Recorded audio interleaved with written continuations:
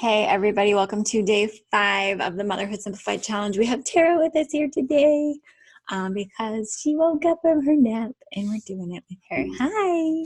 You say hi. Okay, so let's talk about boundaries. So we talked about the priorities that we created the other day. We talked about comparisonitis, and now I want to talk to you about boundaries. Okay, we're going to talk about physical boundaries and we're going to talk about the invisible boundaries. But boundaries protect your priorities. We put boundaries in place to keep the things that are special and sacred and most important to us safe, right? So boundaries can look like a lot of things. Okay, they can look like saying no to things that will by default make you say no to your priorities. Okay, so if you're always saying yes to helping everybody else and their mother, right? You are eventually going to have to start saying no to something else. And a lot of times that means that you're saying no to your family, or you're saying no to your marriage, or you're saying no to yourself, right? So having boundaries to say no to things that make you say no to your priorities are very important, okay? Boundaries look like having the confidence to say that this is as far as I will go without fear or guilt, okay? Now, when you're first experimenting and getting practice with your boundaries, you're going to feel fear and you're going to feel guilt and you're going to feel things like obligation and like, maybe I shouldn't have these boundaries up so hard because somebody else doesn't like them, right? But clear boundaries, you shouldn't feel bad about them, okay? Because they are, a lot of times, you having clear boundaries, it might make people upset. They might not understand them. They might get mad or whatever, especially like your kids or your family or your extended family. But you having clear boundaries actually benefits other people as well, because it forces them to recognize their own boundaries as well, right? If you don't have boundaries, people are going to cross them. Okay, I kind of think of it like kids. Like kids like boundaries. Okay, they do. They resist them, right? Especially when we first put them up, but they don't like them because they force them to not do certain things, right? Like I won't let my toddler run on the kitchen countertops, even though she likes to, right? She doesn't like that boundary. And it's hard for me to uphold, but she benefits from that boundary because it keeps her safe, right? And everyone else in the house benefits from that boundary because then she's not stepping on their food or knocking their stuff off, right? Like she doesn't necessarily like the boundary, right? But she benefits from it and it's good for her and it's good for me and it's good for my sanity. Okay, so boundaries, sometimes are hard. They're hard to maintain. They're hard to uphold. They're hard to put in place, but they are beneficial. Okay, so just remember that the boundaries that you are putting up are beneficial both to you and to the person that you are putting the boundary up against, right? Okay, so boundaries sometimes look like saying no to other people and things so that you can say yes to yourself or yes to your priorities, okay? A lot of times we end up saying yes to everyone else, but we're always saying no to us, like to us or our kids or whatever our other priorities are, right? And it means, boundaries just mean basically having enough self-respect and love for yourself to create a sanctuary in your life, right? When you don't have boundaries, it feels like chaos. It feels not good. It is not a sanctuary. And guess what? Every single person in your life, including yourself, benefits from you having boundaries. When you feel good, when you are happy, when you feel protected and safe, and like you are able to give to all of the most important things in your life, it trickles off into everybody else. Your kids appreciate that. Your friends appreciate that. Your marriage, your spouse, your job, all of these things, they will benefit from it, even if it's awkward and uncomfortable. And maybe people are pushing back on your boundaries. Okay. Now, the hard part about boundaries is learning to create them and learning to uphold them, especially without justification or feeling like you need to tone them down or soften them for other people's preferences or comfort or desires, right? So a lot of times we'll do things like say yes to overtime or say yes to taking on more responsibilities at work with no increase in pay. Or we say yes to all of these things that end up blurring our boundaries in order to keep somebody else happy. And then we end up very, very dissatisfied and very unhappy with everything. And then everybody suffers, right? Just like when you have clear boundaries in place, everyone benefits. If your boundaries are blurred, everyone suffers, right? And you might be thinking, well, my boss doesn't mind it if I ever, if I say yes to more without more pay, like he obviously benefits from that. But long-term, they don't, because you're going to become a bitter, resentful employee and you're going to quit, and then he's going to have to find somebody else. And when you put up boundaries for yourself and force somebody like your boss to find somebody else or pay somebody else or do it himself, like you're giving them a degree of accountability too, that, believe it or not, they enjoy as well. People like to be held accountable. People like to know where the boundaries are. Even if they like to know where it is so that they can push it. Okay.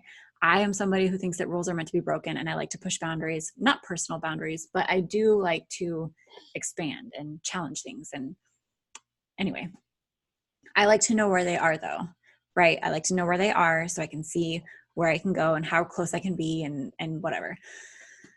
And I respect boundaries because I have my own boundaries. And because I respect my own boundaries, I can respect other people's boundaries. I'm not saying that I like to push people's boundaries and be like, I want to make you so uncomfortable. It's like, I want to know your boundaries so I can respect them and see what I can do within those, right? What can I do within those boundaries? Because that's basically what life is, right? We have a lot of relationships with our marriage, with my kids, and we have to kind of figure out where we fit into everyone else's boundaries and how our boundaries fit in with everybody else, right? So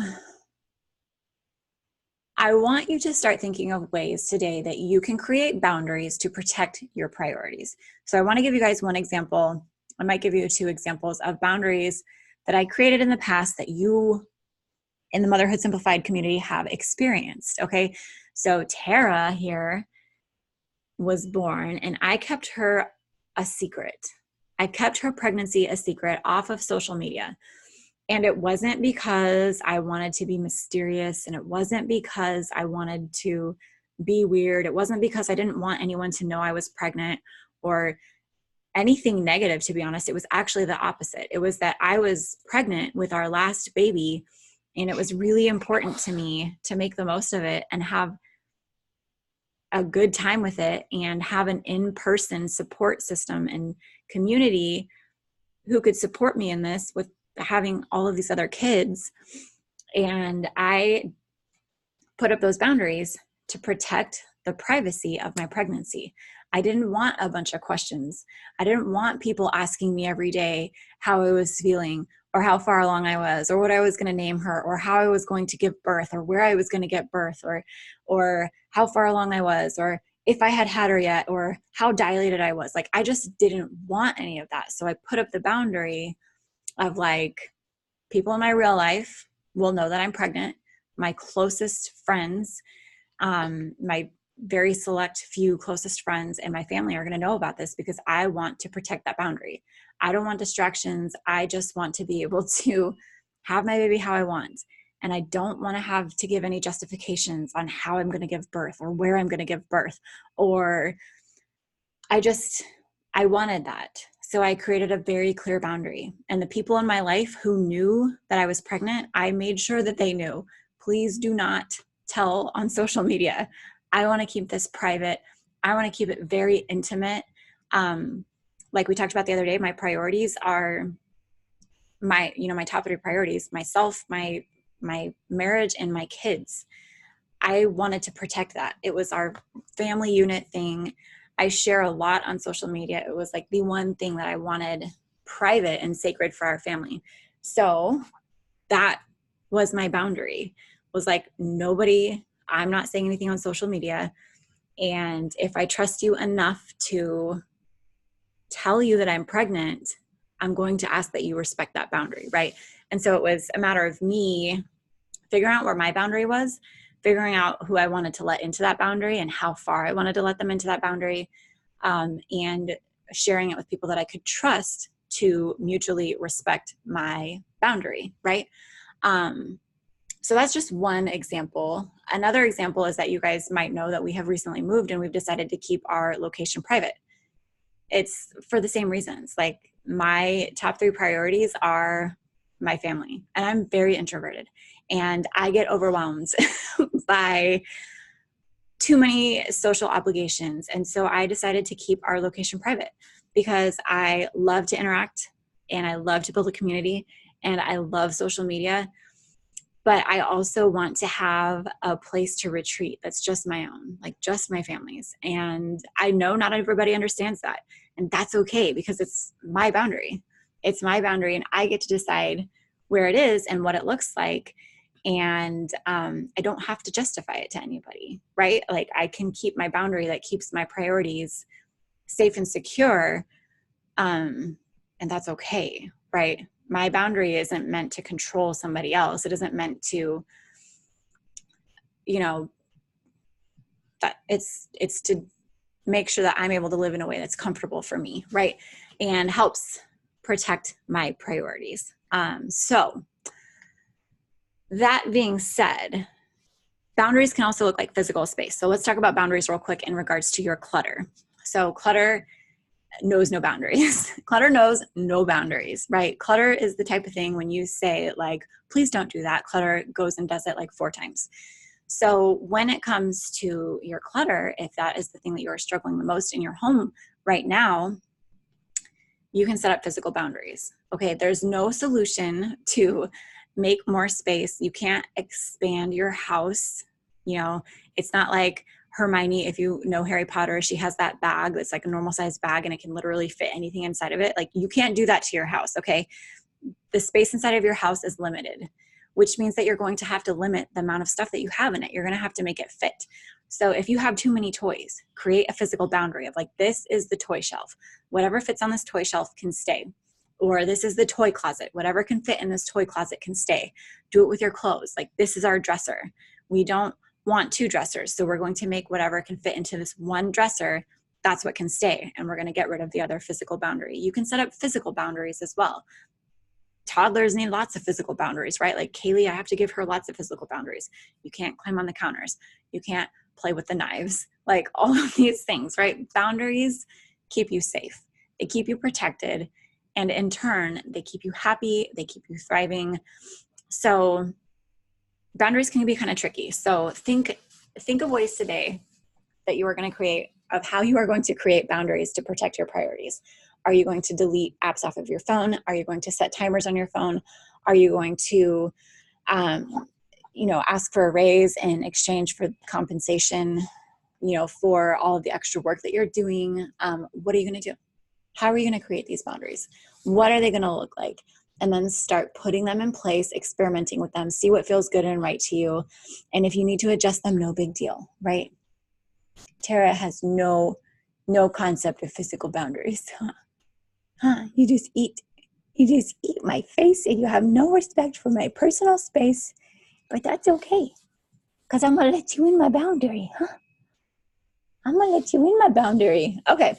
I will see you guys tomorrow for the last day.